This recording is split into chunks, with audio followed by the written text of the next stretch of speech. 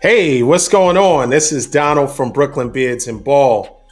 My co host, Rod, is a jet setter, so he is not here today, but we're going to discuss week 16 recap. Some highs, some lows. Cowboys just winning by the skin of their teeth. I know Rod is happy about the victory, but it's how you win. It's not always just winning, it's how you win. And they are showing that they are not equipped, not ready for big time. And big time is the playoffs because that's when when you make mistakes, teams will make you pay. Right now, you had Gardner Minshew. Listen, your defense was supposed to be this super juggernaut. And what happened? You barely won. We're going to talk about the Nets. We're going to talk about the Lakers. Hey, LeBron, 30 points, 60 points, still L's. It does not matter. Week 16, Brooklyn Beards and Ball. Let's get into it.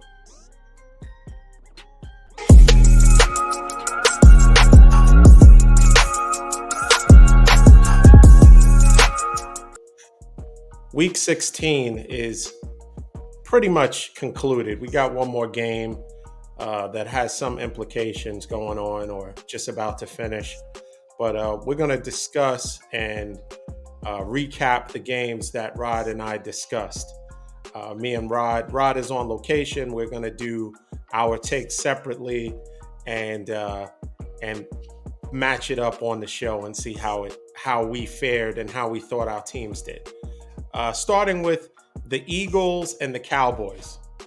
Now, as we previously discussed, Dak, once again, I said that he is prone to interceptions or, fumbles or all of the above. And what did Dak do? Dak throws a pick six. Now, overall, he played well, but once again, the Eagles with a backup quarterback, you would think since Rod had little to no respect for Gardner Minshew, that the Cowboys should have handled the Eagles with a backup quarterback relatively easy. And as we know, it was a nail biter. Rod only had words and responded to text messages after the game was all but done. But prior to that, I'm sure he was biting his nails and was on the edge of his seat. Now, he'll tell you something different, like, I had no doubt that we were going to win. But watching the game, you can tell that I think if Jalen Hurts was playing, I think it would be a different outcome. Now, Rob will tell you that the Cowboys lost the first game with the backup quarterback, right? But that was much earlier in the season. I think that the Eagles are pretty much we're rolling, cooking with grease. And now that Jalen Hurts is injured, that changes things. I think overall, Dak's pick six. I think CeeDee Lamb stepped up big. Miles Sanders for the Eagles was quite disappointing. We'll see if he is a product of the dual threat of Jalen Hurts, where he benefits because people are so focused on Jalen Hurts that he's allowed to actually function a lot better out of the backfield, or maybe it's just a bad game. Everyone has a bad game now and then. Overall, I think the Cowboys. I'll still stick with the fact that I think turnovers will ultimately be the Cowboys' undoing, whether it's now in the regular season or in the playoffs. I think if they played a higher caliber team, or an Eagles team that was had a full complement of players, obviously missing the key piece, which is their starting quarterback, I think the outcome would have been different. But I'm sure Rod is going to come up with a whole bunch of reasons why they're a superior team and He texted me that Dallas and Dak owns the Eagles. Um, Time will tell. I think they're pretty much locked in the fifth seed. So they're probably going to play Tampa Bay at this point. And Tampa Bay, Tom Brady pulled off, some late game heroics to keep them relevant.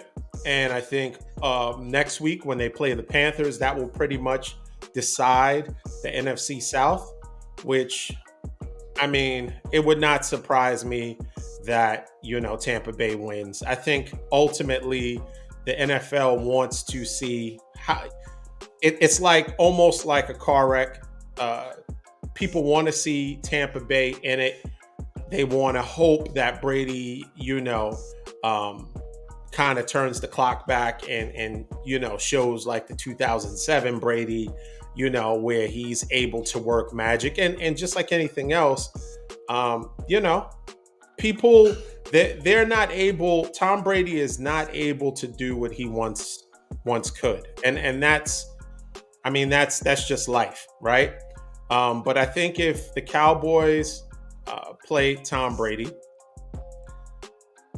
and the Tampa Bay Bucks, and they turn the ball over and give them kind of a head start, I think Tom Brady is good enough to finish that. Now, Gardner Minshew, although he played really, really well overall, being a backup quarterback, I mean, he put up comparable numbers to Dak as far as passing yards. Now, I'll tell you this: Dak played well, but overall, it was the defense that won the game. The defense saved the day. They caused 4 turnovers. So I think that, and don't forget that Dak threw a few passes that could have gotten picked off that they didn't. And towards the end, he almost had a sack fumble. And that would have been the game right there. So, I mean, Cowboys fans will feel good because ultimately it's about wins and losses, and they got the win. But you can't feel good about the performance. And even with a loss, I think the Eagles should be, they should feel good about it, how they lost, right? Because even with 4 turnovers, even with a backup quarterback, they were able to put up 34 points on this super tough, we lead in takeaways. But you still let Gardner Minshew put up 34 points. And yes, you did win, but you won by 2 field goals, right? So although Rod will tell you that those 7 points and turnovers, it doesn't matter and all of this, it does matter because with a better caliber quarterback, that 7 points would have been the difference in the game. So listen, hats off to the Cowboys. We'll see what happens if they get to play us, or if they can get through Tampa Bay, because it looks like everything's matching up for them to play Tampa Bay. And I think Tom Brady, if they do face them in the playoffs, and I think Tom Brady is coming to grips, although there's talk that he may come back one more year, I think he's coming to grips with this might be, his last year, right? So I think he's going to give it all he has, and that might be good enough to beat a team that turns the ball over, such as the Cowboys. But hey, they got the W. Rod's happy. I'm sure he's going to say how great that was, and how empowered they should be. But the people at the what do your eyes tell you? If your eyes tell you that Dak has turned the ball over multiple games, and potentially he had a pick six, and he almost had another turnover, strip fumble. But Brandy says almost doesn't count, right? So it doesn't count. We only count what actually happened, and Dallas won. Moving on to the next game, the 49ers and the Commanders. Now, Rod said that the Commanders would be a tough test for Purdy Cat. I think he said Purdy Cat, right? And so I told him that that would be questioning Brock Purdy would be questioning all of the skill players. Now, mind you, Debo Samuels was in street clothes. He didn't play. He's resting up, right? But we had Kittle, who had a monster game. Monster.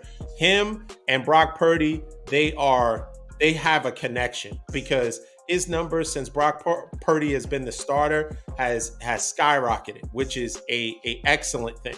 Because of course, Kittle is all a great blocker. He's a team first guy, and he's not about stats and trying to. But the fact is that he's a matchup problem for most teams.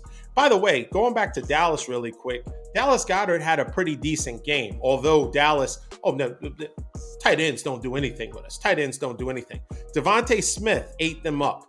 AJ Brown had a good game, and this is all with a backup quarterback. But let's go back to the 49ers Commanders.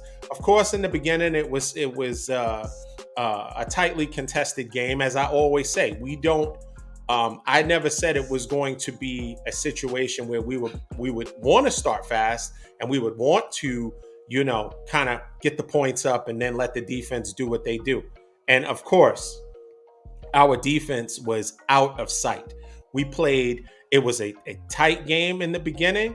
And then, of course, the cream always rises to the top. And as it did, just like the past games we've played, Miami looked good for one play. What do we do? Shut them down. Washington made it seem like it was going to be a competitive, tight game. And at first it was. It was a defensive game.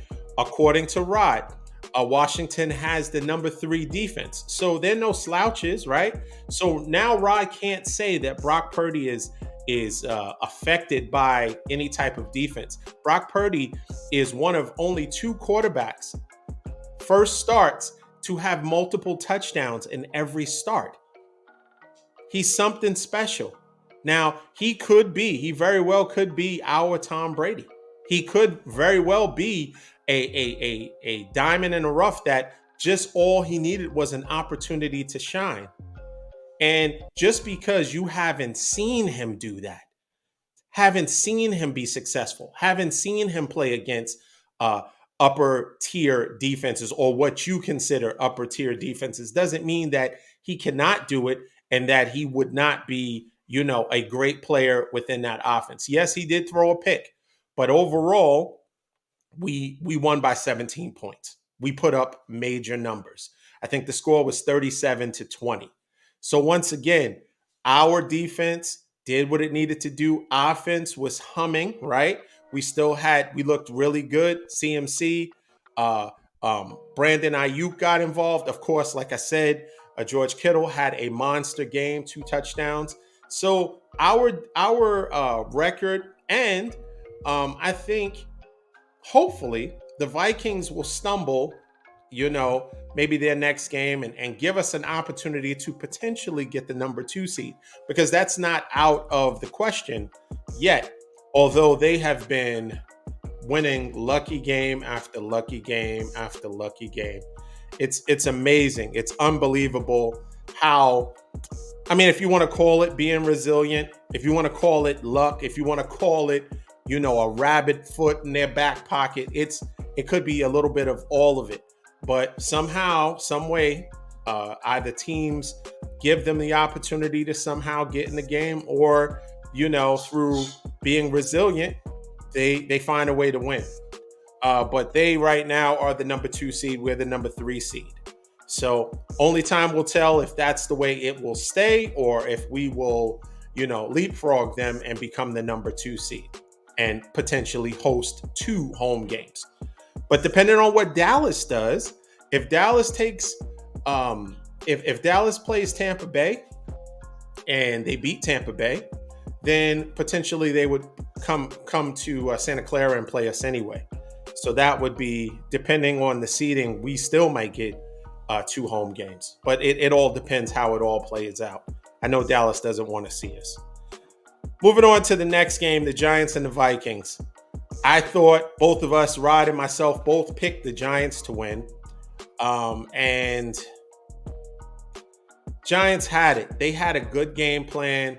Daniel Jones is, unfortunately, Daniel Jones does some stuff that it's it's costly, and it's costly to his team. Saquon Barkley had a good game. Um, you know, it's unfortunate because they played well enough to win the game, and even with Daniel Jones' mistakes, they still played well enough to win the game. It took some unbelievable field goal, record-breaking field goal to win, and they lost 27-24, which was a heartbreaker. Um, it's unfortunate, but these things happen. What are you going to do? But they're not mathematically out of it. I know Rod hates talking about the Giants. He hates talking about any New York teams other than the Yankees. He says there's only one real New York team, and that's Buffalo. And technically, he's right. The other teams, their field is in New Jersey, but they are New York teams, very much New York teams. New York Jets, New York Giants. So shout out to them. The Jets, listen, Mike White is back. He has been cleared for contact and cleared to play. Robert Saleh spent no time saying that Zach Wilson will not be active coming Sunday.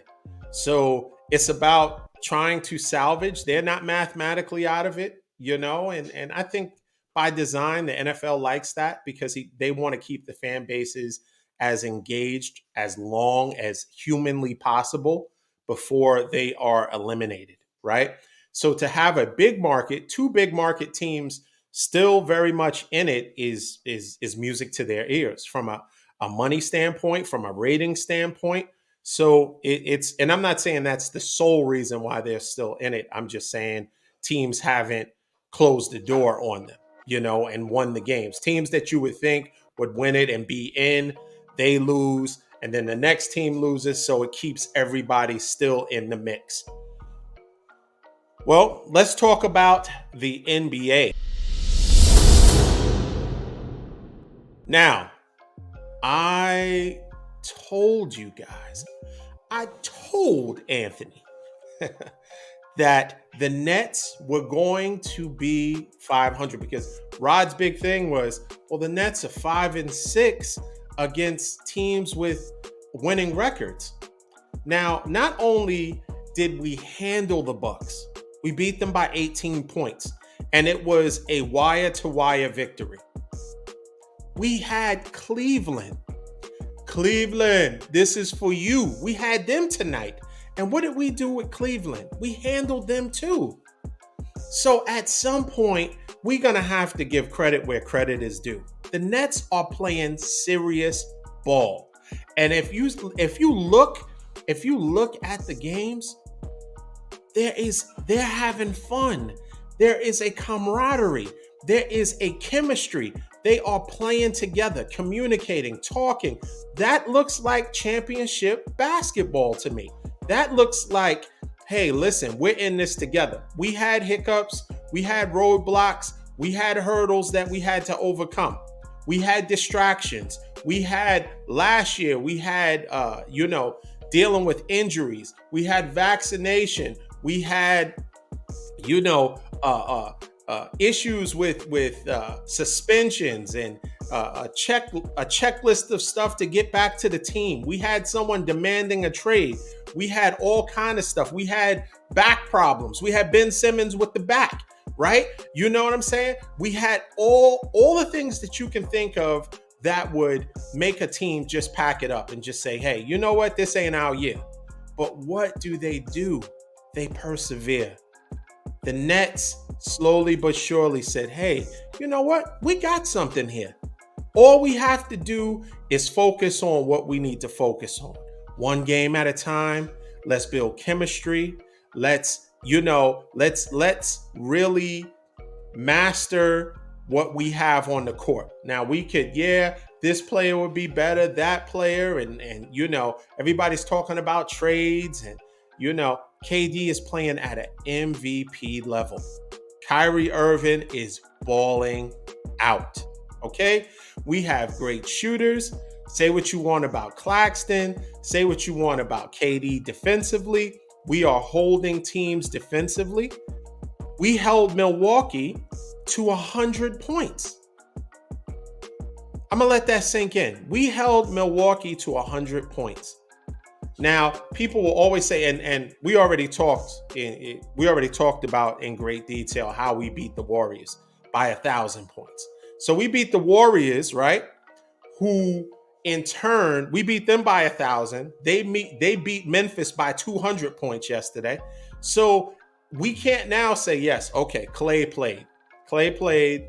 So yeah, but I don't think the outcome would have changed. We still would have beat them. Maybe not by as much, but we still would have beat them.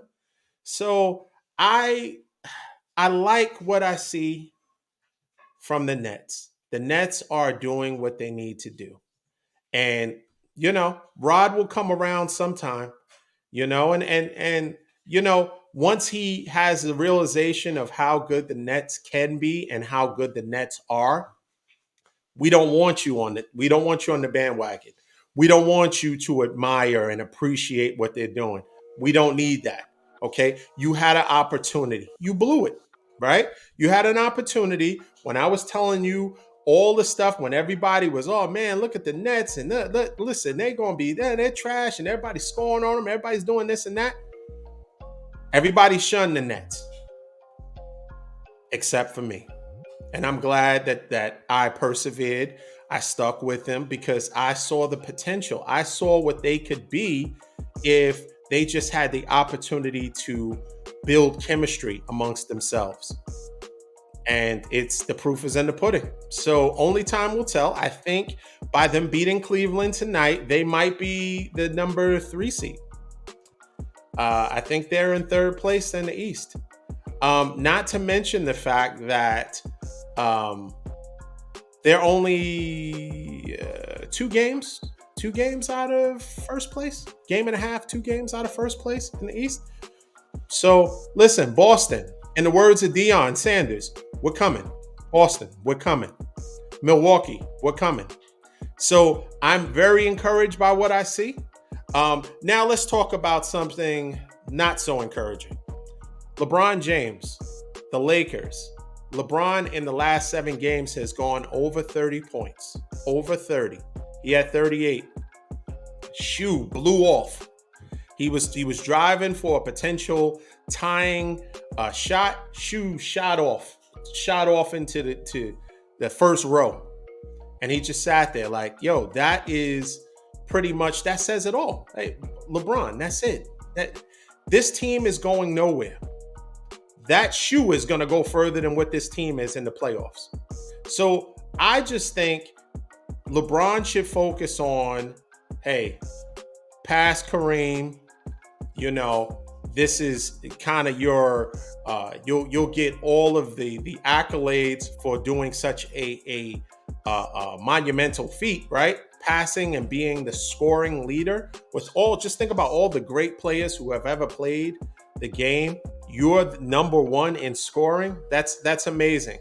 But we have to be honest. Now that they said that AD is out indefinite, because at first it seemed like he would be coming back in a reasonable amount of time. Rod will say that the season doesn't start till after the All-Star break. I will tell you that a team that's in 13th in 13th place is not going to do anything after the All-Star break. It will just get they will be, because when all the other teams, because right now the West, everybody is within striking distance of the lead, right? So no one is blowing it out, right?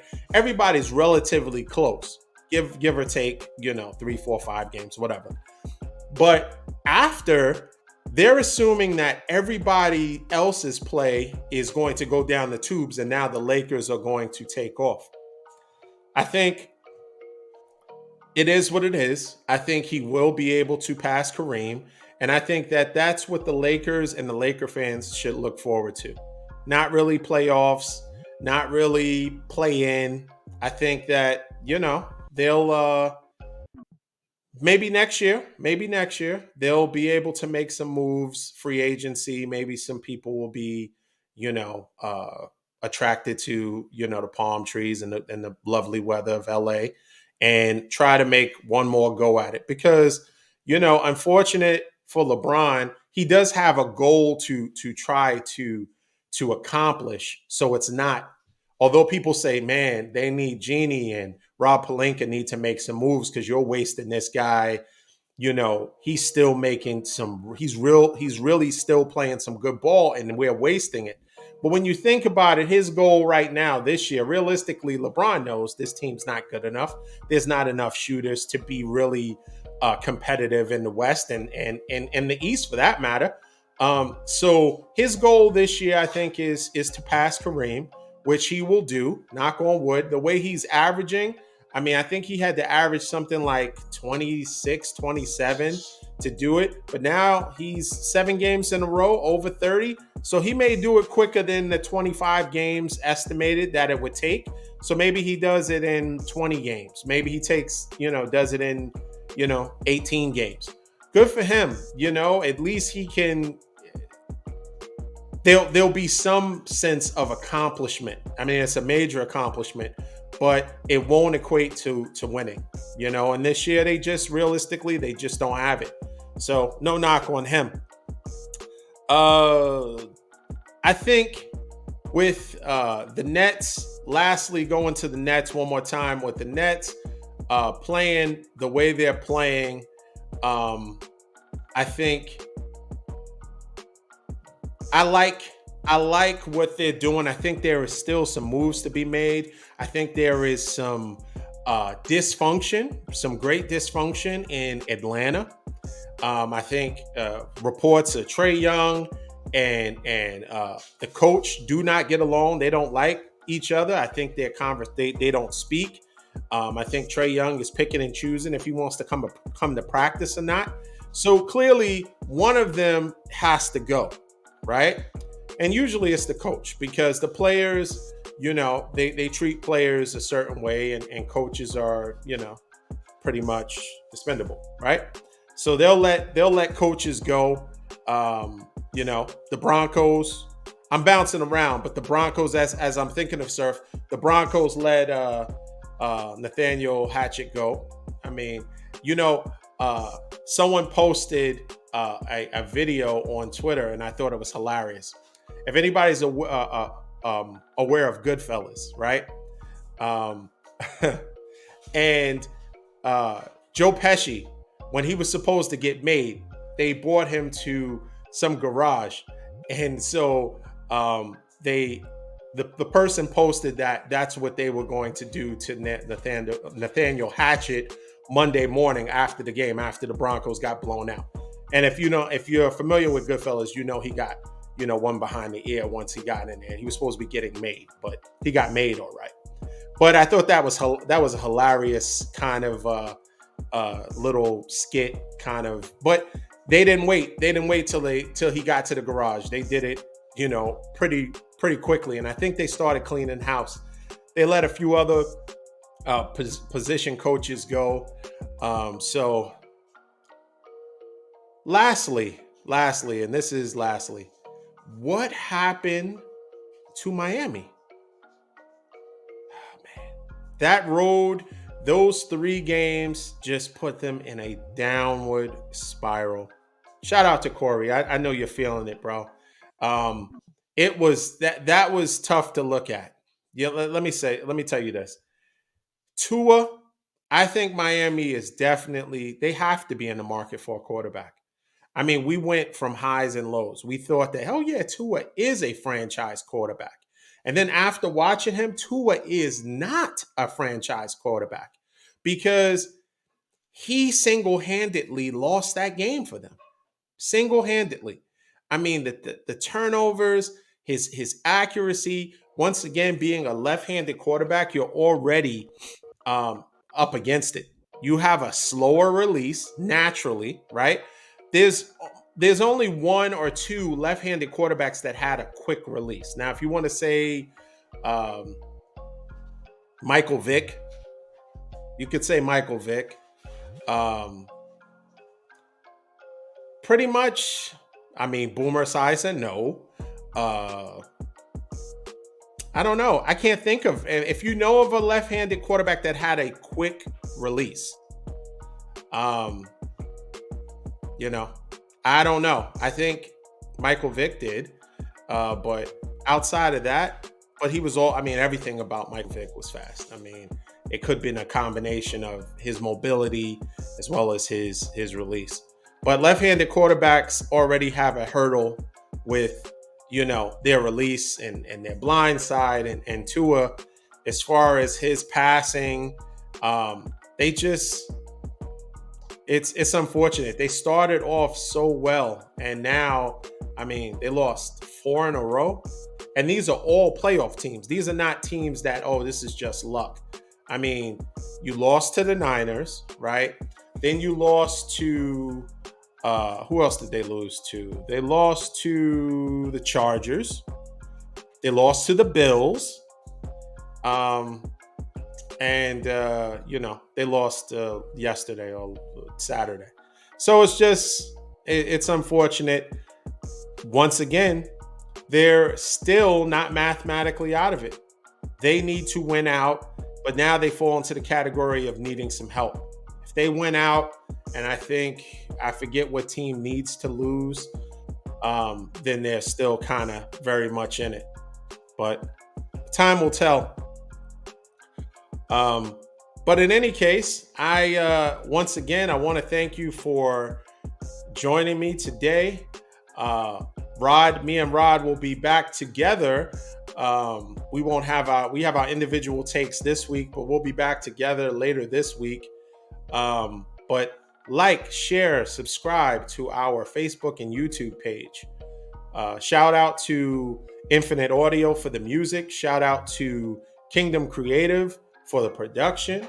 I mean, without you, we wouldn't be able to put on these wonderful shows. Please comment. That is important. We appreciate the comments. We appreciate whether you agree with our takes or disagree. That's fine. If there's any topics that you would like us to discuss, please put it in the comments. Once again, like, share, subscribe. Brooklyn Beards and Ball. We thank you. I thank you for joining me tonight. I appreciate it. Until next time, peace.